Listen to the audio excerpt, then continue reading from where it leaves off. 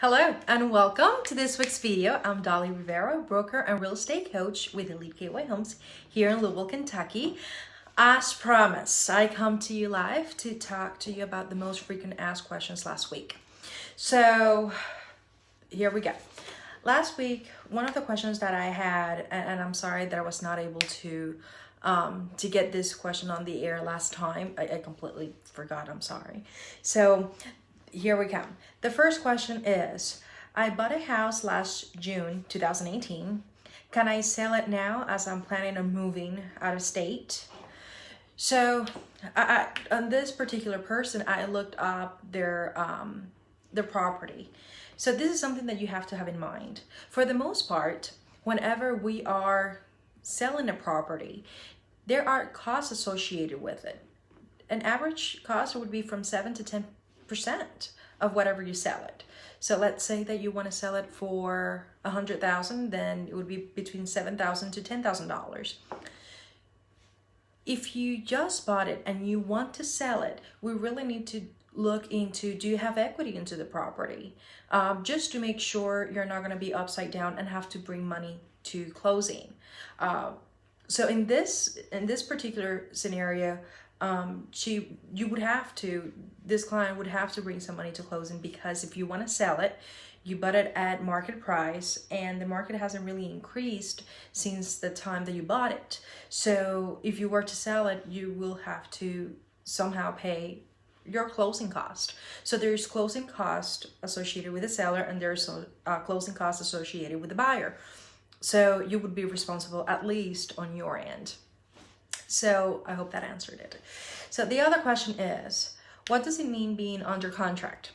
So whenever you are with a real estate agent and you are looking into properties, if you like a property, we normally fill out an offer. That offer, we send it to the seller. And the seller, after reviewing it, they'll say, yes, I want to take it, or not, I don't want to take that offer. So let's say that they want to accept that offer, and after all negotiations back and forth, offers and counter offers and whatnot, they decide to accept it. So after they sign that offer, that becomes a contract. And that is a legal binding contract, which means the seller is obligated to sell the property, the buyer is obligated to buy the property.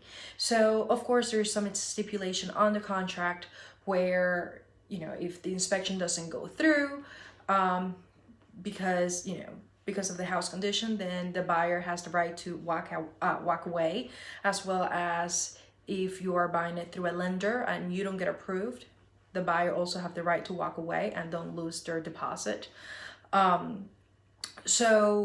But normally this have to be written into that contract. So you have to really look into what's written on the contract so you can either continue with it or, to see if you as a buyer can get out of it.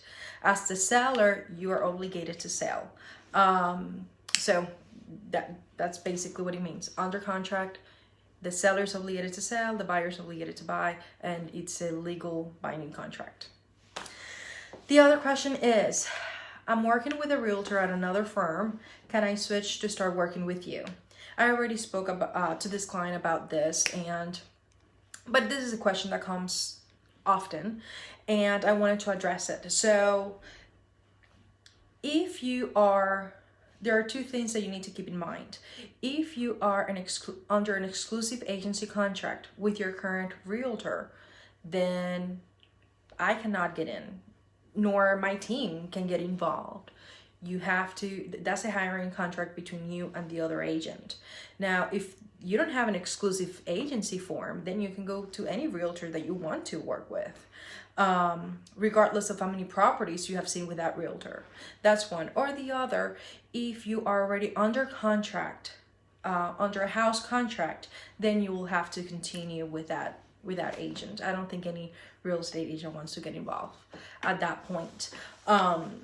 But yes, so if you are under the house contract or you are under exclusive agency contract, then it's ethical for another agent not to get involved, and we will not get involved. So for this client, he was under a house contract, so I couldn't really help.